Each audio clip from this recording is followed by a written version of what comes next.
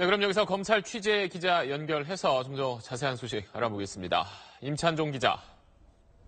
네, 서울중앙지검에 나와 있습니다. 네, 검찰이 또 한 명의 전직 대통령을 소환하는 건데, 자, 이번 이명박 전 대통령 조사는 어떻게 진행되는 건가요? 네, 1년 전이죠. 2017년 3월 20일이었는데 그때 박근혜 전 대통령이 바로 이곳 서울중앙지검에서 조사를 받았습니다. 이번 조사도 그때와 거의 비슷하게 진행될 거라고 보시면 되겠습니다. 조사 장소는 서울중앙지검 영상녹화조사실이 될 것으로 보입니다. 박 전 대통령 때는 부장검사 2명이 조사를 했는데요. 이번에도 국정원 특수활동비와 측근을 통한 뇌물수수 혐의에 대해서는 송경호 서울중앙지검 특수 2부장 검사가, 다스 관련 혐의에 대해서는 신봉수 첨단범죄수사 1부장 검사가 조사할 것으로 예상됩니다. 검찰은 한 차례만 조사한다는 입장이어서 그날 조사 시간이 꽤 길어질 수도 있습니다. 네, 사실 그동안 검찰은 여러 차례 그 혐의 입증에 자신감을 보였는데 아무래도 가장 궁금한 건 조사 이후에 과연 구속영장을 청구하느냐 이 부분일 텐데 지금 검찰 분위기는 어떤가요? 네, 전직 대통령에 대한 수사를 할 때마다 구속영장 청구 여부는 검찰이 늘 가장 고심하는 대목이었습니다. 특히 이번에는 박근혜 전 대통령이 이미 구속 수감돼 있는 상태라 고민이 더 깊을 수밖에 없습니다.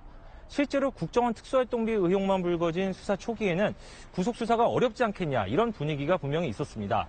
전직 대통령이라서 도주 가능성 등이 거의 없어 명분이 약하다 이런 우려가 컸습니다.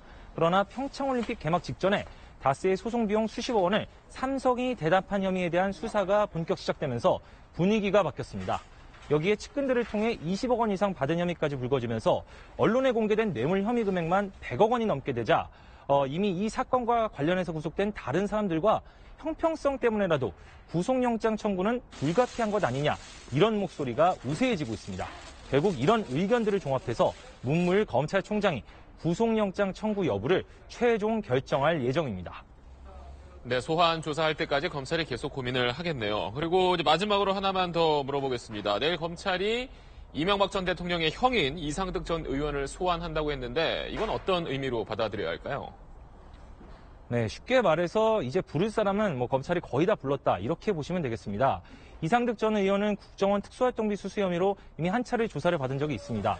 그런데 이번엔 내일은 2007년 대선을 전후해서 이명박 전 대통령 측이 민간으로부터 돈을 받은 과정을 총괄한 혐의에 대해서 조사를 받게 됩니다.